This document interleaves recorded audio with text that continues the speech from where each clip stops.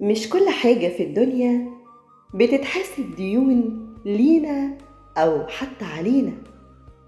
في مشاعر مش بتتعاد لأنها واجب، لكن لأنها طلعت من القلب فرجعت للقلب. الحب الحقيقي مش بيقولك أنا اديتك حب علشان لازم تردهولي، لكن هيقولك أنا بديلك حب لأن وجودك في حياتي شيء مهم وجميل. مش لازم نتعامل مع بعض بحسابات، خلينا نتبادل المحبة واللطف، دعوة جميلة، اهتمام ولو صغير ممكن يغير حياة إنسان بالكامل.